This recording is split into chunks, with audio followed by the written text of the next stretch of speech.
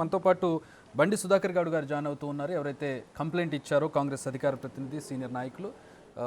Right, Sudhakar Goud గారు good evening అండి. Good evening అండి. ఒక్క నిమిషం క్షమించాలి, మిమ్మల్ని ఇంటరప్ట్ చేస్తూ ఉన్నాను. కేటీఆర్ ఫోన్ ట్యాపింగ్ గురించి ఒకసారి మాట్లాడారు. ఆయన ఏం మాట్లాడారు చూసిన తర్వాత మళ్ళీ మనం మాట్లాడదాం. ఓకే, ప్రెషర్లను పిలిచి బెదిరించుడు, మళ్ళీ ఇవన్నీ బయటికి రాకుండా చేసేందుకు ఏం చేయాలి? 6 గ్యారంటీలు పక్కకు పోయినాయి, ఇప్పుడు 6 గారడీలు మోపోయినాయి. 6 గారడీలు అంటే ఏంటి? ఒకటేమో కాళేశ్వరం స్కామ్ అని చెప్పి యూట్యూబ్లో అందులో ఒకటి రాయాలి. ఇంకో దిక్కు బర్ల స్కామ్, ఇంకో దిక్కు గొర్రెల స్కామ్, ఇంకో దిక్కు ఫోన్ ట్యాపింగ్. ఇదట అంటే అదట, అదట అంటే ఇదట. వీళ్ళ ఫోన్ ట్యాప్ అయిందంటే వాళ్ళ ఫోన్ ట్యాప్ అయిందట. నిన్న చూసిన దగ్గర నేను 10 లక్షల ఫోన్లు ట్యాప్ చేసిండు కేసీఆర్. చేస్తే గీస్తే ఒకడో ఇద్దరో లుచ్చగాళ్ళ ఫోన్లు ట్యాప్ చేసి ఉండొచ్చు, నాకేమెరక, కానీ చేసి ఉండొచ్చు దొంగలై లంగలి. ఎందుకంటే పోలీసుల పని అది. కానీ దానికి ఏదో పెద్ద అంతర్జాతీయ కుంభకోణం ఏందో జరిగిపోయింది, ఏమో అయిపోయింది. ఎందుకు ఇవన్నీ డ్రామాలు?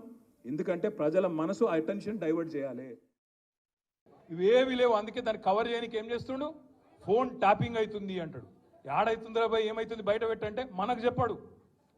యూట్యూబ్లకు లింక్లు ఇస్తారు, యూట్యూబ్లకు మీడియాలకు లింకులు ఇచ్చి వీళ్ళ ఫోన్ ట్యాప్ అయింది, వాళ్ళ ఫోన్ ట్యాప్ అయింది, ఇదైపోయింది, అదైపోయింది. చెయ్యి, నీ చేతులు ఉంది కదా అధికారం, ఏం చేస్తావు వచ్చేయి. అద్దంటారు ఎవరన్నా? ఏమన్నా తప్పు జరిగితే విచారణ చేయి, మేము అద్దంటలేం కదా.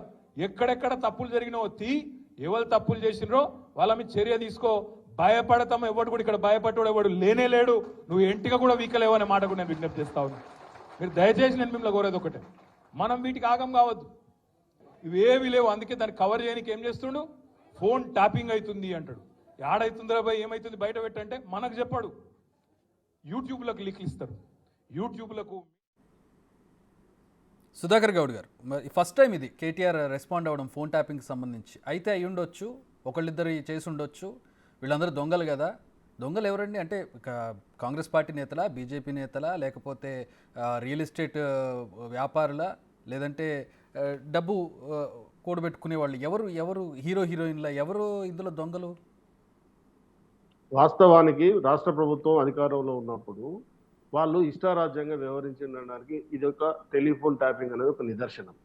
టెలిఫోన్ ట్యాపింగ్ ఎవరి మీద చేస్తారంటే సంఘ విద్రోహ శక్తులు, ఎగ్జాక్ట్లీ ఏదైతే సమాజానికి హాని కలిగించే విప్లవ గ్రూపులు, ఐఎస్ఐ గ్రూప్ అటువంటి రకరకాల సంఘ విద్రోహ శక్తుల మీద నిఘా పెడతారు. నిఘా పెట్టి వారి కదలికలను గమనించడానికి ఉపయోగించాల్సిన ఈ యొక్క ట్యాపింగ్ వ్యవస్థను ఆ రోజు అధికారంలో ఉన్న టీఆర్ఎస్ నాయకులు, ప్రతిపక్ష నాయకులు, రియల్ ఎస్టేట్ వ్యాపారులు, సినీ పరిశ్రమ ప్రముఖులు, పుర ప్రముఖులను ట్యాపింగ్ చేసి వాళ్ళు బ్లాక్మెయిల్ చేసి కోట్ల రూపాయలు దండుకున్నారనేది వాస్తవం.